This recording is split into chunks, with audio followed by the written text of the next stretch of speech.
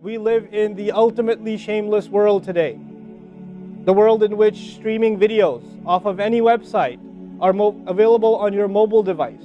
The age in which the pornography industry is a multi-trillion-dollar industry.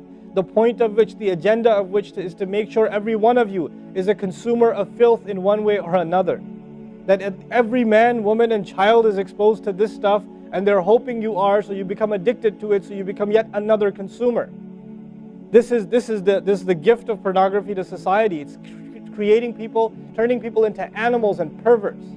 And some of you, unfortunately, have that addiction. And you're watching this stuff online.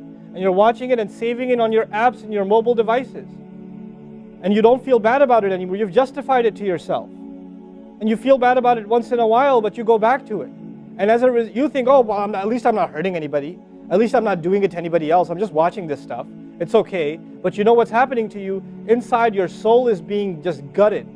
You have no soul left inside of you. So your prayers are empty and you can't even shed a tear in your salat because your heart is so devoid of the fear of Allah because of the filth you've been watching all this time. It's turned you from a human being into an animal. So you can't even look. A woman passes by and you look. You see a piece of flesh walking by. You don't see a human being walking by that deserves respect. You check everybody out and everything out. You're constantly gawking and staring. You have a hard time putting your eyes down.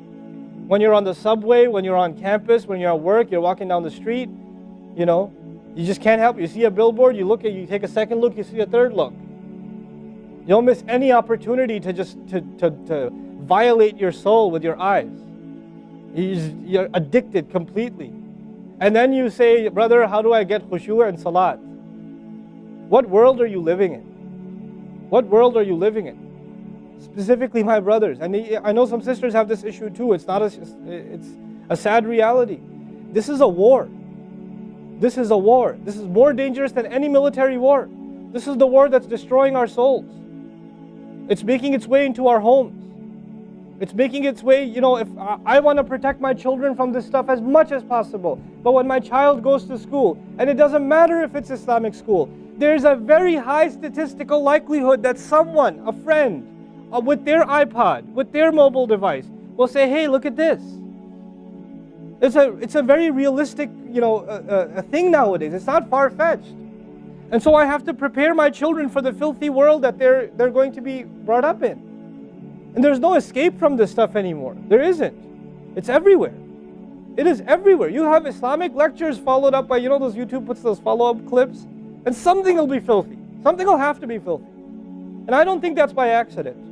I'm not much of a conspiracy theorist, but I don't think that stuff is an accident. And what happens to you guys is you watch a video, you see something filthy, you click it, you click something else, and you end up watching disgusting things.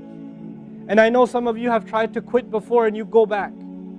And you've tried to quit before and you go back again. And you go back again. And you keep falling into that trap. I know some of you have done that. You know, and you're struggling with it. But don't give up on yourself. Don't give up on yourself. And whatever it takes, if you just don't be alone. Don't be by yourself. Be with good friends. Be outside. Study somewhere else. Go to the library and study. Go somewhere where other people are around. Because when you're by yourself, shaitan gets you. And if the fear of Allah isn't enough for you, at least the fear of other people will work for you. At least something's better than nothing.